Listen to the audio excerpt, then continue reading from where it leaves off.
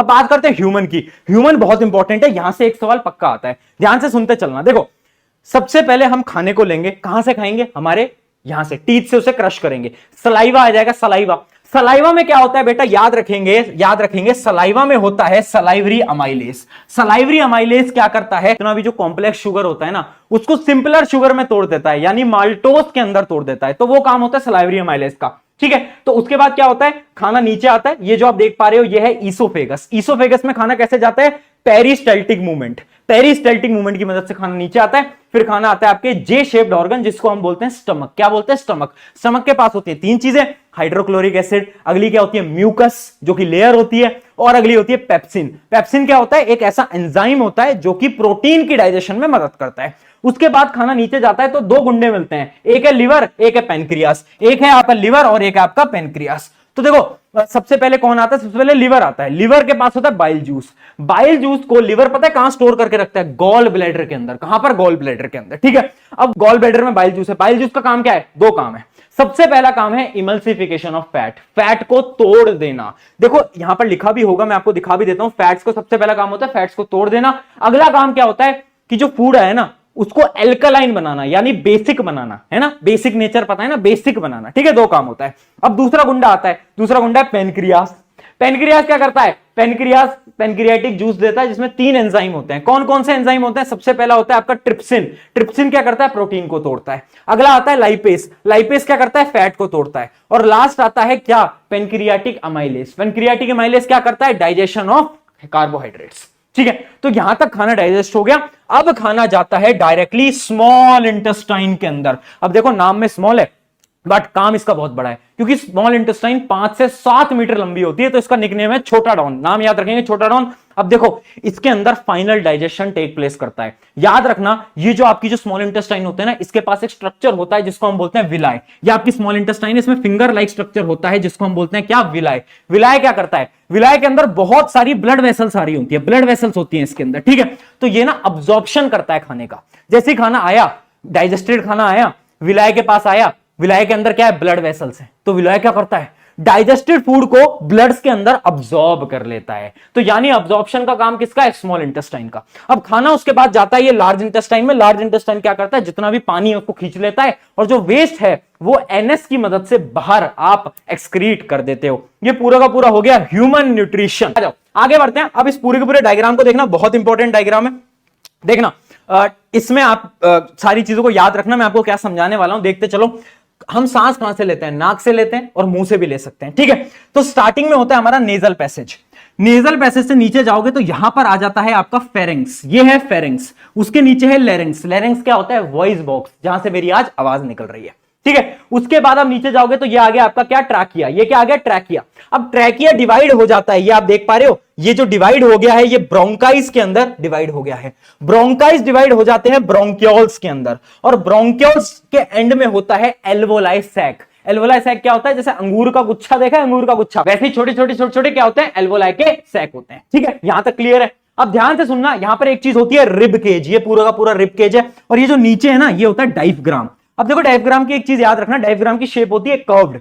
जब हम सांस लेते हैं ना, डायफ्राम ऐसा है, जैसे मैंने सांस लिया तो डायफ्राम फ्लैट हो जाता है, और सांस छोड़ी वापस से ऐसा हो गया, सांस ली फ्लैट हो गया। ठीक है, ये क्लियर है डायफ्राम का। अब सुनो, अब भैया गैस एक्सचेंज हो कैसे रहा है, एल्वोलाई में क्या है ऐसा समझा देता हूं। देखो एल्वोलाई के अंदर क्या होता है, एल्वोलाई के अंदर होती है बहुत सारी ब्लड वेसल्स। ब्लड वेसल्स होती हैं एल्वोलाई के अंदर। ठीक है, अब हमने सांस ली, ऑक्सीजन आ गया कहां पर, एल्वोलाई के अंदर। एल्वोलाई के अंदर थी ब्लड वेसल, तो जो ब्लड के अंदर कार्बन डाइऑक्साइड था ना वो तो बाहर निकल जाता है, और जो उसके अंदर ऑक्सीजन था वो ब्लड वेसल के अंदर वापस आ जाता है। तो हमारे ब्लड को ऑक्सीजन मिल जाता है और कार्बन डाइऑक्साइड बाहर चली जाती है। ये मेन काम होता है एल्वोलाई का। कौन करता है बेटा, एल्वोलाई। कैसे कर पाता है, क्योंकि ब्लड के अंदर होता है क्या, हीमोग्लोबिन, और हीमोग्लोबिन को किससे प्यार है, हीमोग्लोबिन को प्यार है ऑक्सीजन से। जैसे वो ऑक्सीजन को देखता है बोलता है ऑक्सीजन मेरे पास आ जा, कार्बन डाइऑक्साइड मुझसे दूर चले जा। तो ये पूरा का पूरा प्रोसेस है, याद रखना बहुत ज्यादा इंपॉर्टेंट है। दिल समझा देता हूं, ये बहुत इंपॉर्टेंट चीज है, ध्यान से समझना। ये diagram one of the most important diagram है बेटा, याद करना पड़ेगा। देखो मैं आसान तरीके से समझा देता हूं। अपने दिल के होते हैं 4 चेंबर। ठीक है, पहले तो लेफ्ट और राइट, अपर और बॉटम। ठीक है, तो राइट क्या, एट्रियम ऊपर वाले को, right ventricle, left atrium, left ventricle. Atrium की जगह ऑरिकल भी बोल सकते हैं बेटा, टेंशन की बात नहीं है, ठीक है। एट्रियम में ऑरिकल एक ही बात होती है। अब देखो ये आपका लंग है। लंग ने क्या करा था, याद करो, एल्वोलाई ने करा था ब्लड को साफ, यानी ब्लड को ऑक्सीजन दिया था। अब अच्छा अच्छा सुंदर सुंदर ऑक्सीजन वाला ब्लड मेरे पास आया, यहां से मेरे पास एकदम ऑक्सीजनेटेड ब्लड आया, यहां से मेरे पास ऑक्सीजनेटेड ब्लड आया। कौन लेकर आया, कौन लेकर आया, पल्मनरी वेन लेकर आया, पल्मनरी वेन लेकर आया। यहां पर आया लेफ्ट एट्रियम में, लेफ्ट एट्रियम से गया लेफ्ट वेंट्रिकल में, लेफ्ट वेंट्रिकल से कहां गया, लेफ्ट वेंट्रिकल से गया पूरी बॉडी के अंदर। कौन लेके जाएगा, बोलो यार, आर्टरी लेके जाएगी। कौन सी आर्टरी लेके जाएगी, आयोटा। नाम याद रखना बेटा, सबसे बड़ी आर्टरी होती है हमारी बॉडी की, आयोटा, ठीक है। आयोटा कहां पर लेके, बॉडी के पास। अब बॉडी ने उस खून को डीऑक्सीजनेटेड बना दिया, कार्बन डाइऑक्साइड दे दी, तो वापस से अब खून आएगा कहां पर, दिल में। दिल में कौन लेकर आएगा, कौन लेकर आएगा, कौन सी वेन लेकर आएगी, मैं बता देता हूं। उस वेन का नाम होता है वीना कावा। वीना कावा वापस लेकर आती है कहां पर, राइट एट्रियम, राइट एट्रियम से राइट वेंट्रिकल, राइट वेंट्रिकल से वापस से खून जाता है कहां पर, लंग में। कौन लेकर जाएगा, अब की बार लेकर जाएगी पल्मनरी आर्टरी। कौन, पल्मनरी आर्टरी। याद रहेगा, ये पूरा का पूरा प्रोसीजर है, ये बहुत इंपॉर्टेंट साइकिल है, इसे याद रखनी है। अब एक दो चीजें याद रखना, देखो ये जो एट्रियम है ना, एट्रियम, ये आप देख पा रहे हो, एट्रियम या फिर ऑरिकल, इनकी जो वॉल होती है ना, ये थोड़ी थिन होती है, और वेंट्रिकल की वॉल थिक होती है। ऐसा क्यों, क्योंकि जो वेंट्रिकल होता है ना, उसे ब्लड को क्या करना है, पंप करना है, जोरदार तरीके से पंप करना है। इस वजह से इनकी जो वॉल्स होती हैं वो थिक होती हैं, जैसे कि आप इस डायग्राम में भी देख पा रहे हो, नीचे से क्या है, थिक है, ठीक है। इनके बीच में क्या होता है, इसको हम बोलते हैं सेप्टम। क्या बोलते हैं, इसको हम बोलते हैं सेप्टम, ठीक है। तो डायग्राम बेटा बहुत ज्यादा इंपॉर्टेंट है। आई होप आपको इसकी पूरी की पूरी वर्किंग जो है वो समझ में आ गई होगी। एक्सक्रीशन इन ह्यूमन बीइंग, कैसे होता है एक्सक्रीशन, भैया ये तो बता दो, बता रहा हूं यार, सबर रख थोड़ा। देख ये डायग्राम, ये भी इंपॉर्टेंट है ना, ये भी डायग्राम देखो, बहुत डायग्राम इसमें इंपॉर्टेंट है। देखो खून को हार्ट से कौन लेके आता था, याद कर ले, आयोटा लेकर आता था। हाँ, तो ये जो देख पा रहे हो रेड वाला, ये आयोटा है, ठीक है, ये है आयोटा, ठीक है। आयोटा खून को लेकर आया, खून थोड़ा गंदा हो गया, बहुत ज्यादा डर्टी पार्टिकल आ गए हैं। अब यहां पर आयोटा दो भागों में डिवाइड हो जाता है, और वो बन जाती है, उनका नाम बन जाता है रीनल आर्टरी। तो ये लेफ्ट है, ये है लेफ्ट रीनल आर्टरी, ये है राइट रीनल आर्टरी, और ये जो बीन लाइक सब्सटेंस देख रहे हो इसको हम बोलते हैं किडनी, ठीक है। अब खून क्या, किडनी के अंदर, किडनी खून को फिल्टर करेगी, कैसे करेगी बताऊंगा। फिल्टर करने के बाद अब क्या होगा, आपका जो बेकार जो बचा हुआ खून है, जो एकदम गंदा हो चुका है, डर्टी पार्टिकल्स हैं, वो कहां पर आएंगे, यूरेटर से आएंगे, यूरेटर से यूरिनरी ब्लैडर के अंदर स्टोर हो जाएंगे, यहां पर स्टोर हो जाएंगे। और जब यूरिनरी ब्लैडर भर जाएगा तो आप क्या करोगे, यूरेथ्रा की मदद से क्या करोगे, एक्सक्रीट कर दोगे, बाहर निकाल दोगे, ठीक है, ये क्लियर है। और जो खून साफ हो चुका है वो खून वापस से, ये जो आप देख पा रहे हो ब्लू वाली, इससे हम ऊपर ले जाते हैं खून को वापस। ये पूरा का पूरा आपका प्रोसेस होता है किसका, एक्सक्रीशन का। आई होप ये आपको यहां तक क्लियर है।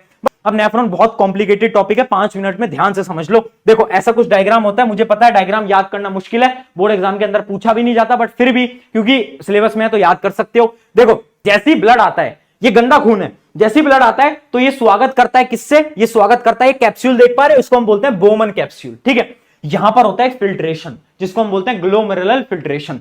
जितना भी डर्ट पार्टिकल है, जितना भी गंदा पार्टिकल है, नाइट्रोजनस वेस्ट है, वो सब खींच लिया जाता है और ब्लड को वापस भेज दिया जाता है। बट ब्लड को याद आता है कि यार इसने तो मेरे सारे अच्छे पार्टिकल्स भी खींच लिए, जैसे कि पानी, ग्लूकोज, तो ब्लड वापस आता है और क्या करता है, इससे वापस से मांगता है कि मुझे अपने पार्टिकल वापस कर। तो यहां पर होता है सेलेक्टिव रीअब्जॉर्प्शन। क्या होता है, सेलेक्टिव रीअब्जॉर्प्शन।